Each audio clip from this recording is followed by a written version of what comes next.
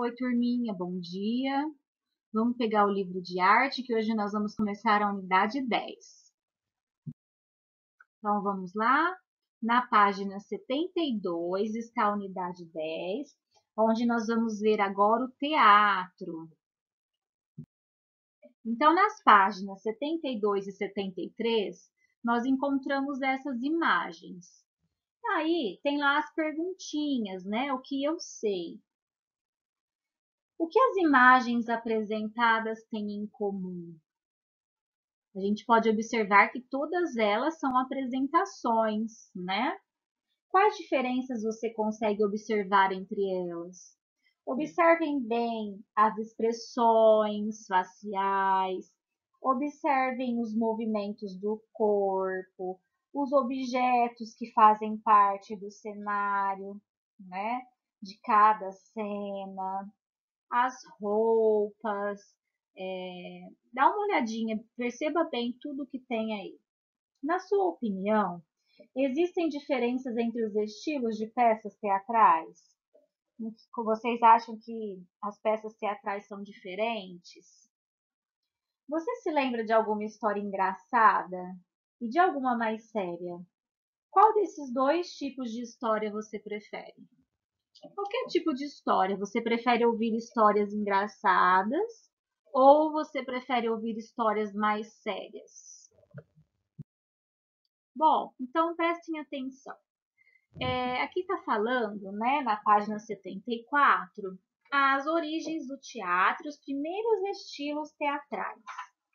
Então, o teatro nós já estudamos, tá? Vocês já estudaram em anos anteriores, que ele surgiu na Grécia Antiga por volta dos séculos 6 e 7 antes de Cristo.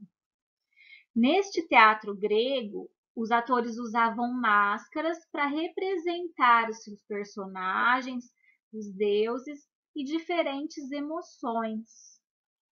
Essas peças eram encenadas em festivais em honra ao deus Dionísio. O deus Dionísio foi um deus grego da vegetação, do vinho e dos frutos, tá?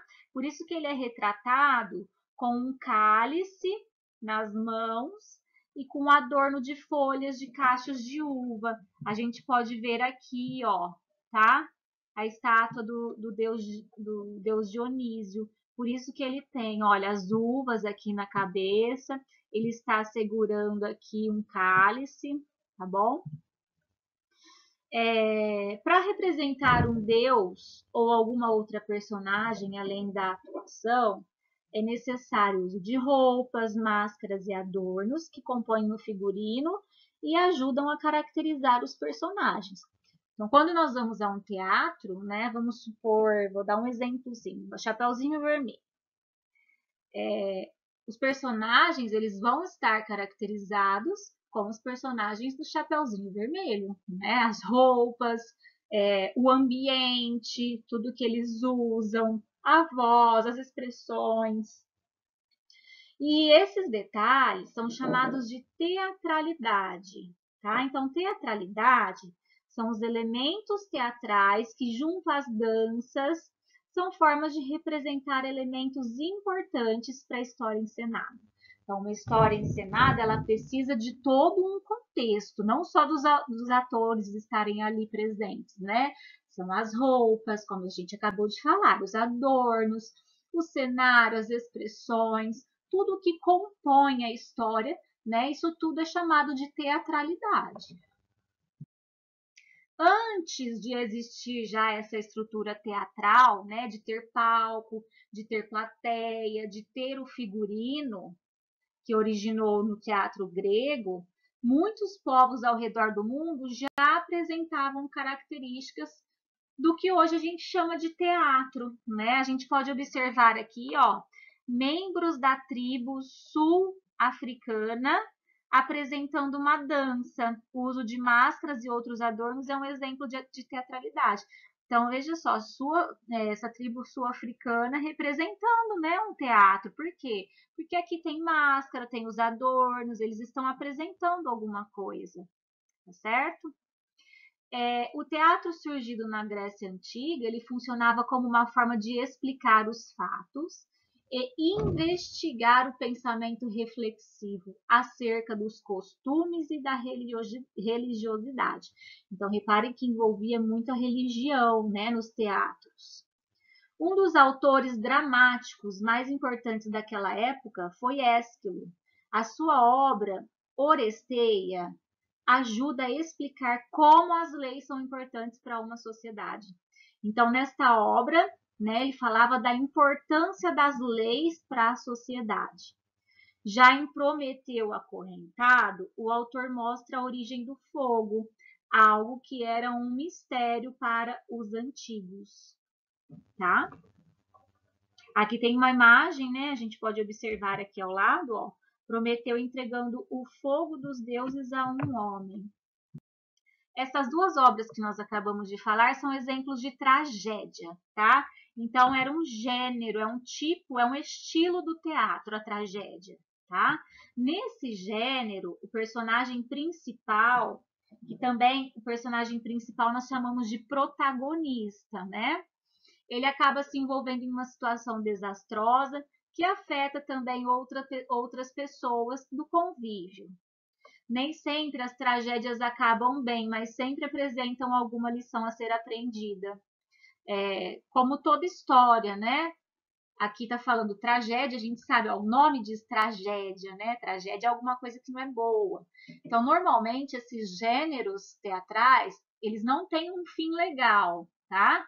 Mas eles sempre ensinam alguma coisa, o porquê isso aconteceu, né? Tem sempre um ensinamento por trás disso, tá legal? Um outro gênero é a comédia. Todo mundo, né, gosta de uma comédia, de dar risada. Então, a comédia eram peças mais leves e bem mais humoradas. As tragédias, elas falavam em geral dos personagens religiosos ou mitos, tá? As comédias mostravam os traços engraçados dos seres humanos. E as máscaras e os figurinos eram mais exagerados do que nas tragédias, tá? Eram mais assim, vistosas.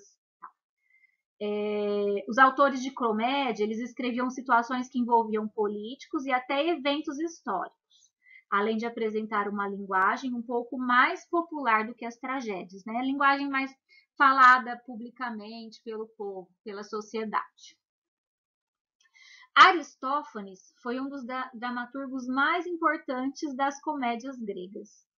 É o autor de As Vespas, tá? Então, da comédia, quem se destacou, um deles foi Aristófanes.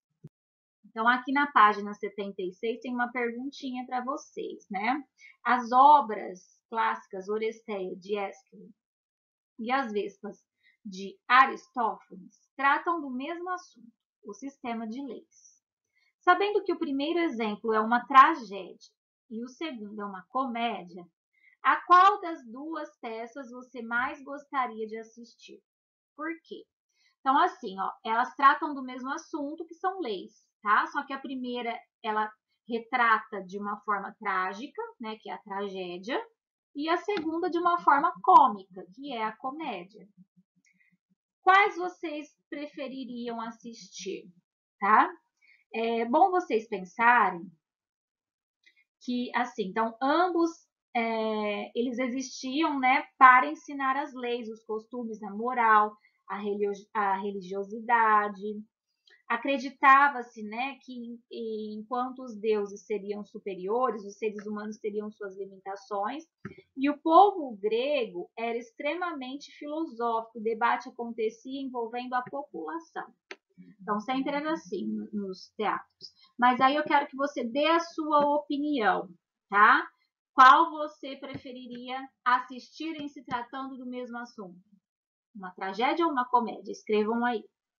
Os primeiros estilos do teatro grego instigavam o espectador a refletir sobre sua vida em sociedade. E baseado nesses dois gêneros teatrais, outros estilos apareceram. Então, na próxima aula, nós vamos ver outros gêneros teatrais, tá? Envolvendo aí teatro de rua, musical, monólogo, dentre outros. Aqui tem uma curiosidade, tá? Conecte o assunto. O teatro apresenta muitas características relacionadas ao nosso cotidiano. Vamos descobrir por quê? Veja a seguir. Você sabia? Olha, reparem, essas duas máscaras são as mesmas que eu coloquei lá no início da aula, tá? Você sabia que hoje em dia a arte teatral frequentemente é representada por um símbolo que mostra duas máscaras com uma expressão alegre e outra triste? Essas máscaras representam exatamente os dois gêneros clássicos do teatro grego, a tragédia e a comédia. O símbolo é tão conhecido que se tornou emoji de alguns aplicativos, ou seja, símbolo que representa uma ideia, uma palavra ou uma frase que costumamos usar quando digitamos mensagens, né? Então, essas máscaras, elas representam o teatro, a comédia e a tragédia, né? E se tornou emoji, tá? Então, aqui na página 77 tem esse família e escola. Vocês deverão fazer como tarefa, tá? Então, vamos lá, é bem legal essa atividade. Peça à sua família que o ajude a encontrar outros emojis que possam mostrar diferentes tipos de emoção, além da alegria e da tristeza já vistas nas máscaras da tragédia e da comédia. Para essa pesquisa, podem ser utilizados smartphones, tablets ou até mesmo computadores. Como vocês estão aí ligadinhos, né, mais do que nunca, à internet, então vocês podem acessar por onde vocês utilizam mesmo para ver as aulas, ou o computador, ou o celular, ou o tablet, e pesquisar mais emojis que demonstram emoções, sem ser da tristeza e da alegria, como nós já vimos as máscaras, tá? Selecione 4 emojis dos quais você mais gosta e desenhe-os nos quadros do material complementar, utilizando lápis de cor para colori-los. Olha que legal! Quando vocês forem lá no material complementar de vocês, tá? Na página 149, tem lá, unidade 10, o teatro cheio de estilos. Aí vocês vão colocar lá, vocês vão escrever a emoção, vamos supor, surpreso. E vai desenhar o emoji e pintar como está pedindo aí. Emoção, espanto. Não sei, vocês vão ver quais emojis vocês vão querer. Vocês vão escrever qual emoção aquele emoji representa no quadrinho e vão fazer. Tem 4, de novo na página 149. Então tá lá, escreva quais emoções esses emojis representam na linha indicada dentro do quadro. Quando vocês abrirem lá, vocês vão ver, tá? Que tem dessa forma. Então é isso, pessoal. Façam direitinho, tá bem legal essa tarefa, tá bom? Bom fim de semana, um grande beijo, até a próxima.